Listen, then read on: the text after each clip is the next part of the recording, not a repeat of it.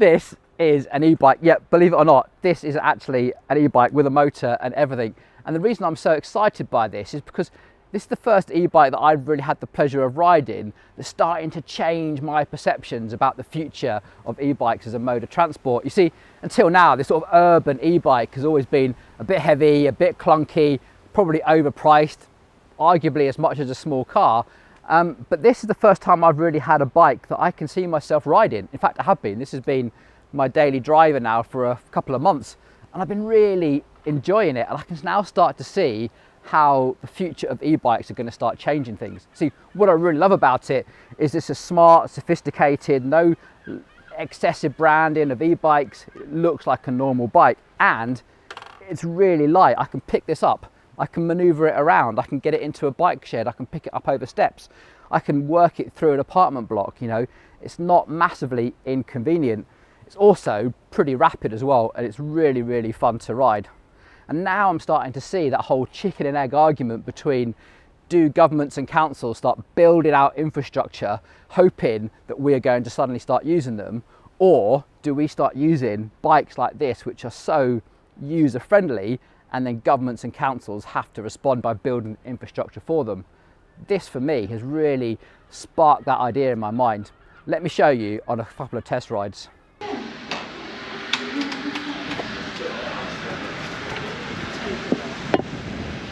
One thing I really like about this bike is the handling. It's really easy to navigate like street furniture and all those obstacles they put in the cycleway.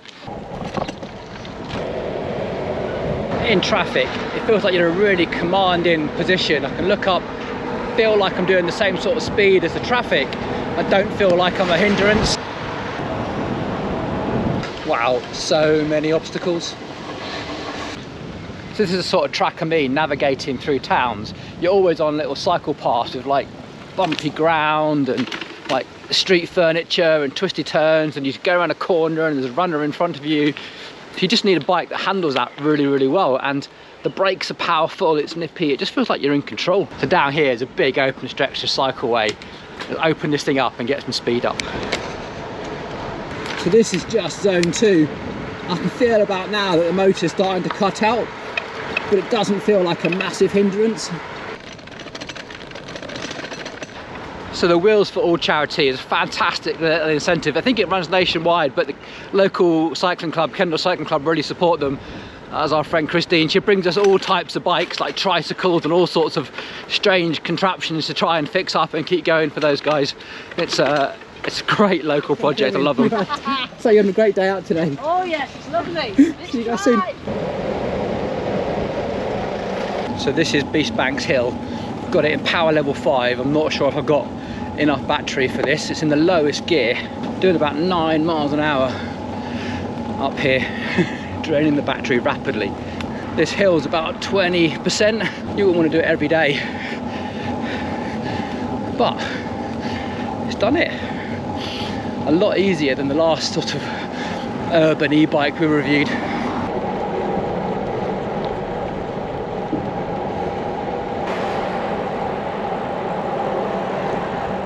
So that was a little, according to this, 7.1 mile trip around Kendal. It wasn't a full battery when I started. I probably rode 3 miles on that already, and I've down to now just 1 red bar.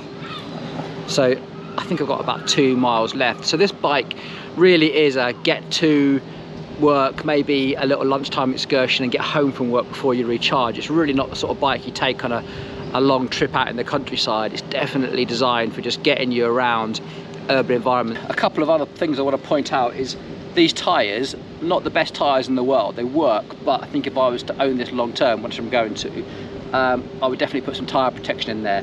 It's significantly easier to change the tyres. It's just a 15mm bolt, and actually some of the connections are actually quite easy to get to, but I still think it'd be a massive faff roadside. So some tyres with some more punch protection would definitely be an investment.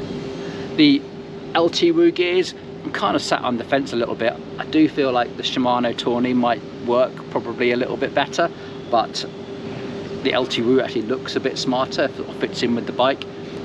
The seat is really comfy. I'm happy cruising around town on that. It's really easy to adjust it, so when I lend it to other people, they just put the seat up and down. There's a lot to like about this, and I'm normally quite critical, but I'm actually starting to see how a bike like this can really be integrated into most people's lives. Yeah, I like it. Right, here in the workshop then, let's have a look at the more technical details of this. This is made by a company called Fido. It looks like Fido, it's got 2 eyes in it. And when it arrived, it came in an absolutely massive box, and assembly was super easy. Like, if you can assemble IKEA furniture, you'll be able to assemble this. It was so easy. We've got this fantastic sort of box of spares as well. I'll show you what you get in there. You don't even need tools. They literally sent you every tool you need. Not the highest quality tools in the world, but they will do the job for getting this built. Literally all we had to do, the tyres were even pumped up, was to just bolt the handlebars on and attach the fenders. You don't even have to do that if you don't want to. We kind of live in the Lake District, so it's pretty important. So what I really like about this is they haven't skimped on those bits that really make it a safe and comfortable ride. So these brakes are branded Tektro brakes, and they are really good. They've been bled really well. I'm so happy that they put good brakes in this, because you can do some serious speed on this. We've also got this LT-Woo group set. This is the R5, so it's got 5 speeds at the back, little thumb shifter, mountain bike style, and so far it's been okay. It's a lot more sensitive to cable adjustments than Shimano, but it seems to be working pretty well, and I think it looks quite smart as well. It looks a lot smarter than a Shimano Tawny, which you might get at 5 speed. Chainring looks a bit clunky, but that's okay. What I really like about this bike though is it looks super smart. Like, they've paid attention and really sort of smoothed out the welds and made it look like a more of an urban, sort of high quality piece of equipment, which I really appreciate. So the center console here, where all your driver data is actually a color display.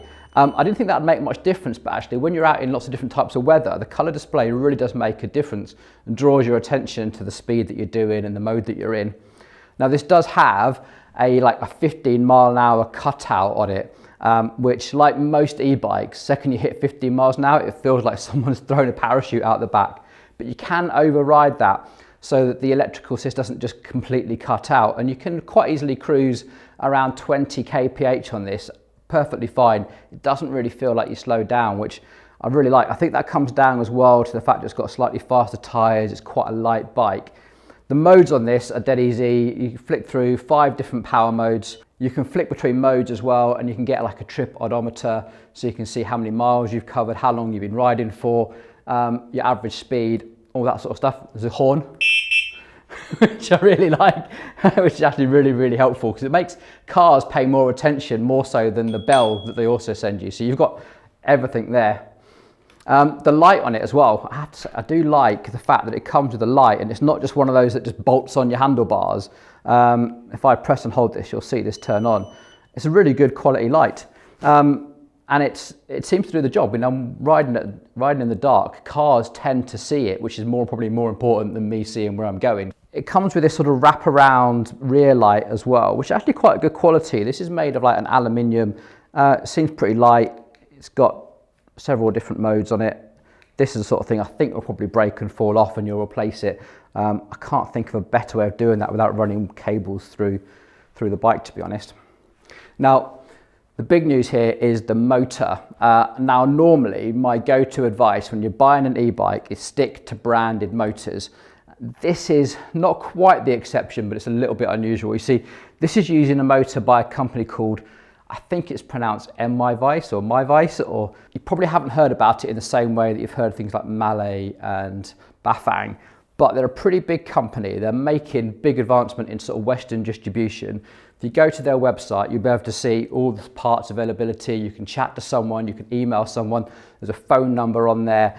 You know, there is an element of product support, and that is always a thing worth checking. If you're picking up what looks like a bargain e-bike, check the motor brand, make sure you're happy that you can contact someone and get spares. So do your due diligence on this. Feel free to go to the website, have a look through. I'm pretty convinced that we can contact those and get spare parts for everything on this bike going forward, which I can't always say about most e-bikes.